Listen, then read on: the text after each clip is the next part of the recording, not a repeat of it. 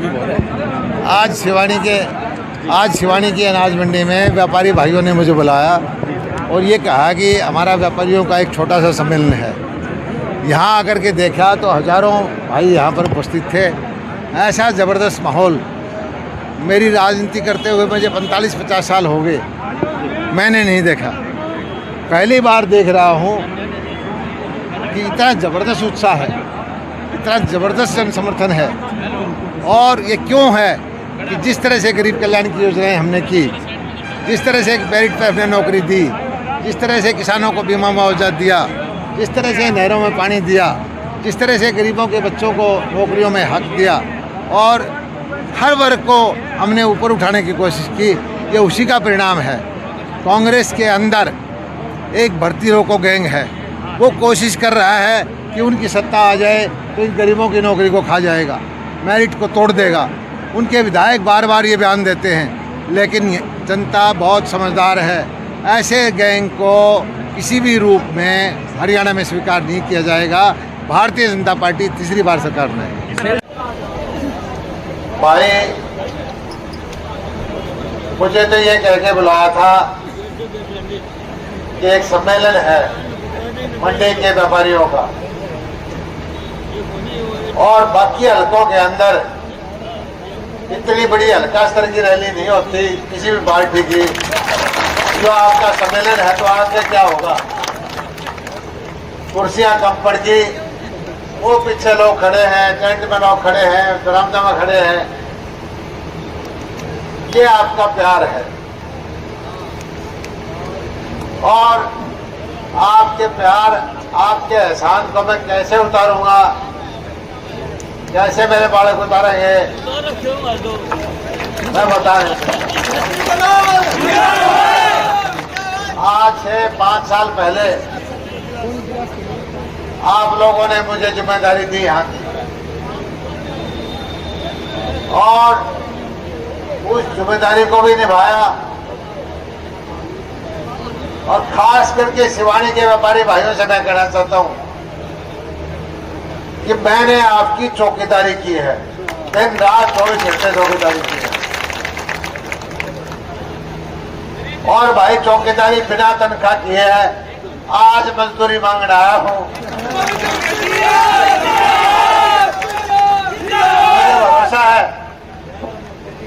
शिवानी के सेठों से, शिवानी के व्यापारियों से, शिवानी के मजदूरों से, शिवानी के गरीबों से, कि वो किसी का हक नहीं रखते, काम करोड़े की मजदूरी देते हैं। और ये मजदूरी आपने 5 तारीख को कमल का बटन दबा के देनी है। भाई ध्यान करो, जब मैं आया था यहाँ पड़ोस के रामनाथ गेड़ावाले के मकान में था, रेलवे रोड पे, मैं बड़ा राज्य हो गया, बिस्तर जमाया, नलका खोला तो टूटी में पानी को नहीं। मैं शहर का बिगड़ा हुआ था भाई उसने। मैंने पूछी भाई ये ढंग है, ने बोला जी इसमें तो कुछ डाल लोगे तो आओगा, मतलब अपने आप नहीं आओगा। बोला टंकी बड़ी इसमें कभी डालोगे तो आओगा। मैंने तब बता के बोला सारा शहर अपने आप ही ऐसे पानी मंगाता है और अपने उसमें डालता है तो आता है। बिजली का बुरा हाल था शहर में, याद कर लो क्या बिजली थी, सीवरेज तो था ही नहीं, पानी खट्टा मीठा मिला के पिया करते,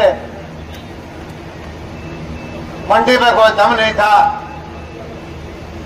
कारोबार नहीं था भाई। धीरे धीरे करके मैं 15 दिन पहले आना चला गया, मोदी जी की मन की बात सुन, अपने इस पर पालाराम मार्केट में किसकी दुकान थी, वह शिवानी इलेक्ट्रॉनिक्स की। मोदी जी के मन की बात सुनी, उसके एयर कंडीशन रहे थे। मैं बोला भाई शिवानी में एयर कंडीशनर का क्या काम है? उन्होंने बोला जी 5000 एयर कंडीशनर मेरी दुकान से इस साल में बिके। कूलर पता नहीं कितने 8,000 10,000। ये बदलता हुआ लोहारू है, बदलते हुए शिवानी है। 70 साल तक हम अभाव में रहते थे। हमारी सोच ये थी कि किसी तरह से जिंदा रहें, किसी तरह से गुजारा करें। आज उस सोच को बदल लो भाई। आने वाली पीढ़ी जो है, शिवानी के बेटे बेटियां हिंदुस्तान से ही नहीं, अमेरिका कनाडा से बढ़िया जिंदगी जिएंगे। दुनिया के जो अंदर सुख सुविधाएं होंगी, वो सुख सुविधाएं आपके पास भी होंगी। क्यों? आज भारत की अर्थव्यवस्था दुनिया में सबसे तेज गति से बढ़ रही है। बढ़ तो पहले भी जाती, लेकिन भैया हाकिम थे, खा जाते थे, लूट लेते थे, बिचौलियों की सरकार होती थी। आज हमारे प्रधानमंत्री जो हैं, 74 साल का वृद्ध आदमी, आज पता चला कि अमेरिका में भाषा की बात करने लग रहे हैं, और अगले दिन पता चला कि वहां पर जलसा करने लग रहे हैं अपने सोनीपत में। जहाज में सोता है, होटल का किराया भी नहीं देता। कहता है कि सारे 140 करोड़ की जनता मेरा परिवार है। कांग्रेस वाले कहते हैं कि मेरे भाई भतीजे रिश्तेदार वो मेरा परिवार है। नरेंद्र मोदी जी कहते हैं कि 140 करोड़ देशवासी मेरा परिवार है। और जिसकी सोच ऐसी होगी वो देश तरक्की करेगा कि नहीं करेगा, बताओ? करेगा जी। जिस आदमी ने करके दिखाया, विदेशी ताकतें कहती थी कि कोरोना में भारत में करीब करोड़ों में मर जाएंगे, ये वैक्सीन नहीं खरीद पाएंगे। वैक्सीन खरीदी, बनाई, फ्री में लगाई। कुछ गरीब माताएं बहनें बैठी हैं, 4 साल से घर बैठे खाना दे रहे हैं, अनाज देते हैं। तरह तरह की गरीबों के लिए योजना लेके आए। गरीब भाई जो है इलाज के भाव में मर जाते थे, उनके हेल्थ के कार्ड बनवाए। और सबसे बड़ा काम किया हमने, गरीबों के बच्चों को नौकरी देने का किया। आप शिवानी से देखो, लिस्ट बना के देखो, एक काम करो लोगों, वोट मांगने की जरूरत नहीं, आप एक काम कर दो। 10 साल में शिवानी में कांग्रेस के टाइम कितने बच्चे लगे थे, किसके लगे थे? 10 साल में भाजपा के दर कितने लगे हैं? एक कागज पर लिख के घर घर दिखा दो, आपको वोट मांगने की जरूरत नहीं पड़ेगी। क्योंकि हमारी नौकरियों को खा जाते थे। गरीब के प्रतिभाशाली बच्चा रोता रहता था और ये डकैत गैंग उनकी नौकरी को खा जाता था। आज लड़ाई क्या है? आज उस गैंग के साथ हमारी लड़ाई है। वो आज भी कहते हैं, उनके विधायक कहते हैं, आप तो हमारे को वोट दोगे, 50 वोट पे एक नौकरी देंगे। कोई कहता है 200 वोट पे ये चीज दे देंगे। अरे भाई, नौकरी उनके बाप की नहीं है, आपके पैसे की है। भारतीय जनता पार्टी गरीबों की नौकरी नहीं खाने देगी।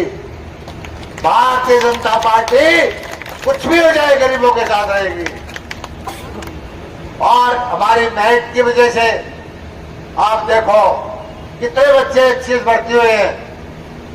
शिवानी से, बड़वा से, पारवास से, लोहारू से, बहल से घर बैठे नौकरी ले पाते हैं। और ये कोई एहसान नहीं है, लोकतांत्रिक व्यवस्था के अंदर ये होना ही चाहिए, न्याय होना ही चाहिए,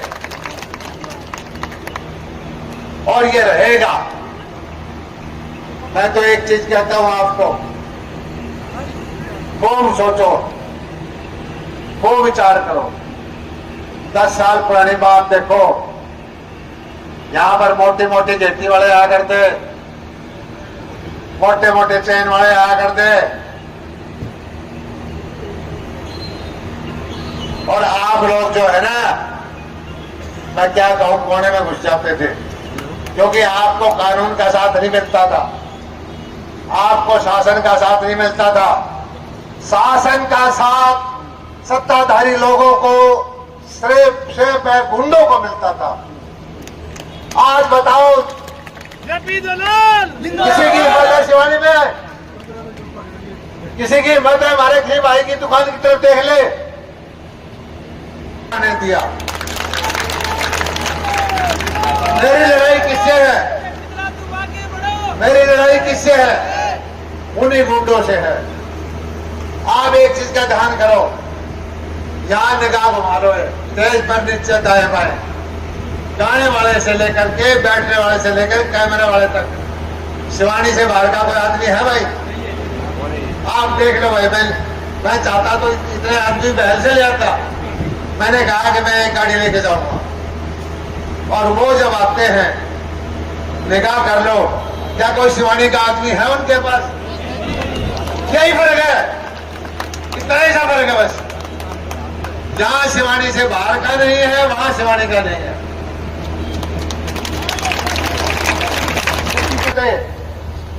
वोट मांगने वाले को इस तरह से घुमाते हुए नहीं देखा भाई।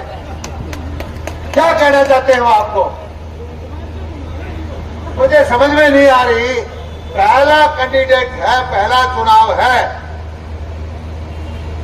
जो हुड़दंग फैला करके अगुच्छा या रत्न लेकर के गांव को भांड को जहां जाता है उसको चैलेंज करता है। भाई अभी तो कुछ बना को नहीं, अभी तो कुछ बना नहीं है।